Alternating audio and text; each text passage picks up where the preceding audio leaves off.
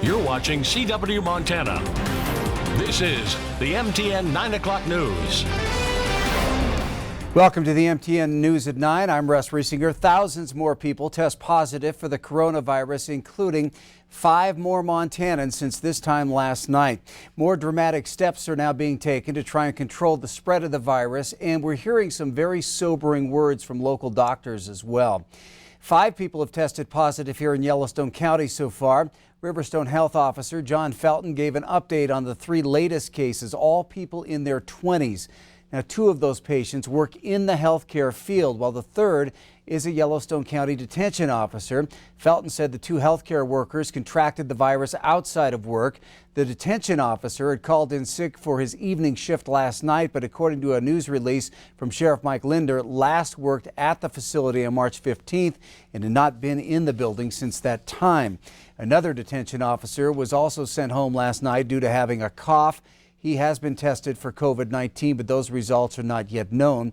All 3 of those patients are in self-quarantine at home.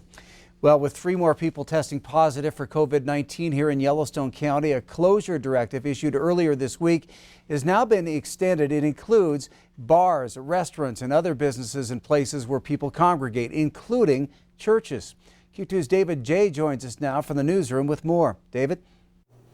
Russ, the Yellowstone County closures include more places and have been extended. The county closures will last longer than what the governor announced earlier today. The governor ordered statewide closures for dine-in food services and alcoholic beverage businesses. That order started at 8 o'clock tonight and runs through March 27th. Riverstone Health President and CEO John Felton, who is also the county health officer, extended closures that started last Saturday through April 10th. The order includes restaurants, bars and casinos, fitness centers, theaters, churches, and much more. This is not easy. It is not lost on me that the consequences of this order affect not only your friends and neighbors, they affect my friends and neighbors. But all of us need to remember one thing: this will end. We're among the most resilient people on the most resilient nation on the planet. We've survived civil war, world wars, pandemics, economic disaster, and terrorist attacks. By working together, we will survive, and we will again one day know a life dominated by family and friends and activities that are not related to COVID-19. I'm confident that one day we will look back at this time and remember how we came together as a community to protect and preserve the way of life that we all love. And John Felton says the county directive is 2 weeks longer than the governor's because the positive tests involve healthcare workers. He also says those healthcare workers who tested positive appear to be connected to the Board of Regents meeting earlier this month, where others have tested positive for COVID-19. Russ? All right, thank you, David. Well, joining Felton at that news conference were doctors from both St. Vincent and Billings Clinic. Both are calling this the most serious health threat that they've seen. A lot of information and misinformation out in the public about what this thing really is. And in fact, I walked into my own hospital, had one of my own physician colleagues ask me just a week ago, "Don't you think that this is all a result of this being an election year?" And I was really kind of stunned, because the issue really is this is a brand new virus that jumped from the animal world into the human population. We have no immunity that we have developed over time to this, so none of us in this room have immunity to this virus. If you don't take really aggressive measures to do the things that Mike says, to do the things that the public health department is doing to potentially quiet the virus down, or even if you do, there's a chance that it could overwhelm the health systems.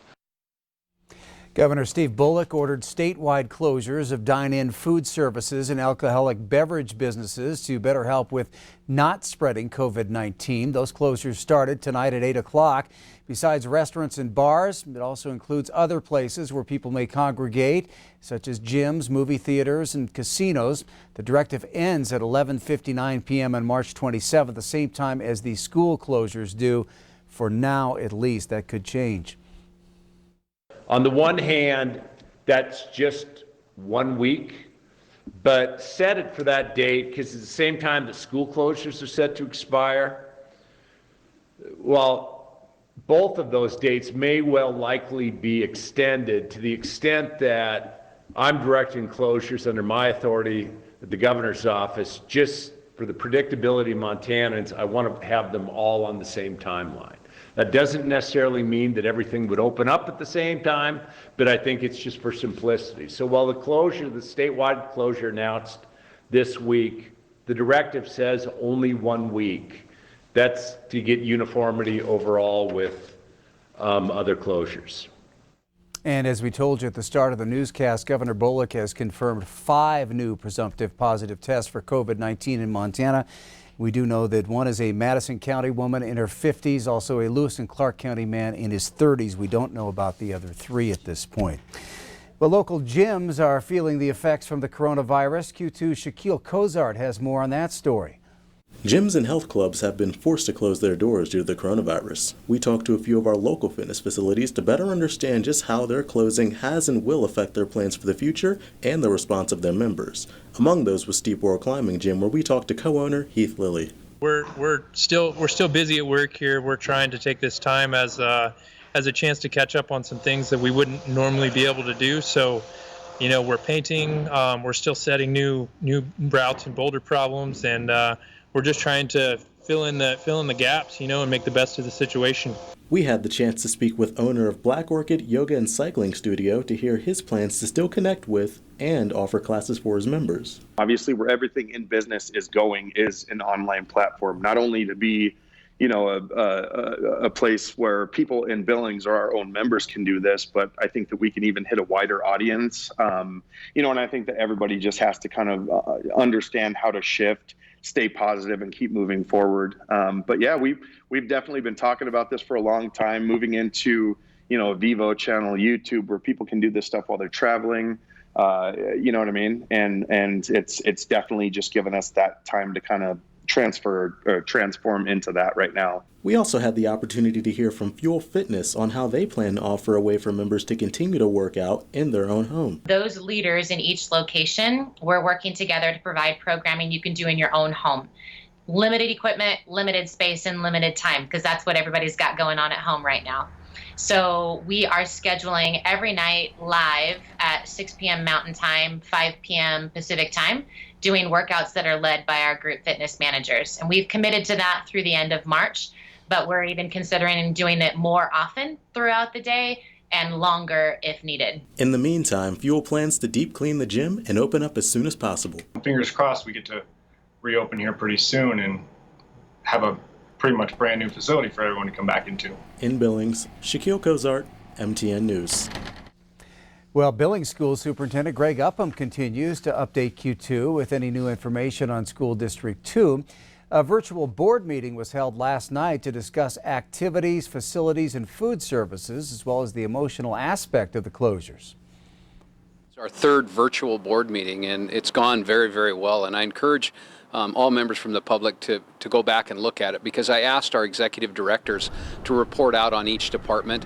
It's impressive and it's informative. It goes through everything from food service to activities to instruction to facilities. So everybody will have a great improvement of information from that meeting. And you can visit billingschools.org for more information on that meeting, to watch it, as well as up-to-date information from the schools. And Upham says he is pleased that there have been a number of volunteers who have helped give out food. It's well documented that our seniors are most at risk for the coronavirus. Unfortunately, many of the very programs designed to help that segment of our society are being pressed to the limit. Case in point, the local Meals on Wheels program that helps feed as many as 400 seniors across Yellowstone County every day. Now that number could jump to as many as 1,000. Q2's Jay Cohn is here to explain. Well, hi, Russ. You're doing a great job, by the way, on the desk all by yourself. Hope you're hanging in there and staying safe. Welcome to my workspace. Working at home, one of the nice things is you can go right from the bedroom right to your office without spiffing up. Pardon the hat, I'm wearing my Ireland hat today. The luck of the Irish, we can use all the luck we can get. Today, we wanted to focus on the pressure on the senior population in Billings. I talked with Mike Larson, the Adult Resource Alliance Director, who heads up all of their food programs, specifically Meals on Wheels. They've had to shut down all their congregate sites across the county where they feed people in person and the seniors would come in. Well, all that's been shut down because of the safety precautions. So they're trying to absorb a lot of that with their Meals on Wheels program. And as you would imagine, that program now under tremendous pressure as they try to get these nutritious meals out to perhaps as many as 1,000 seniors every day in Billings. We have over 600 people throughout the week who will eat a meal in a different location. Some of those 5 days a week, some only once or twice a week. So that's a lot of additional folks then added to the Meals on Wheels list. We have over 400 Meals on Wheels clients that are served throughout the month as well. So between those two, that's over 1,000 people potentially looking for some assistance in meeting their nutritional needs. Do you have the resources to accommodate that? That is a question we're asking ourselves every day, looking at capacity. One of the alternatives that we're addressing now with the congregate are the meal sites is to provide frozen meals. So we have been working nonstop to produce frozen meals that meet the nutritional standards that are set by the federal government through that program. So we are putting those out 5 at a time. People are able to pick up those frozen meals. That will get them through that period of time. That's what's happening in the kitchen right now is they're in producing those meals. Meals on Wheels recipients also receive frozen meals through the weekend. So we're pushing our capacity to the max to be able to provide those right now. So as you can see, Meals on Wheels is a very critical program. They're trying to beef it up.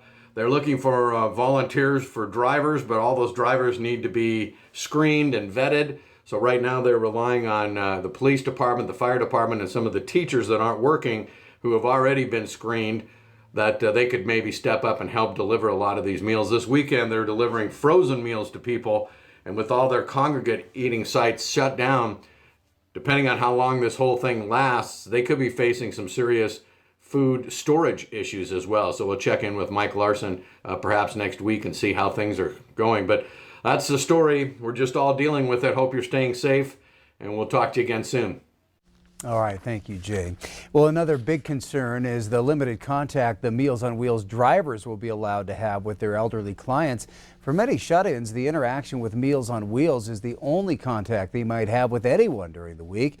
Now, many drivers also do a welfare check on their clients, and Mike Larson says he's worried about losing that important safety component of the program. In his words, losing that social contact may be a bigger risk to some of his clients than the virus itself. Coming up on the MTN 9 o'clock news, it is time to hit the trails. We're going to give you some ways to stay safe and healthy while still being able to enjoy the Montana outdoors.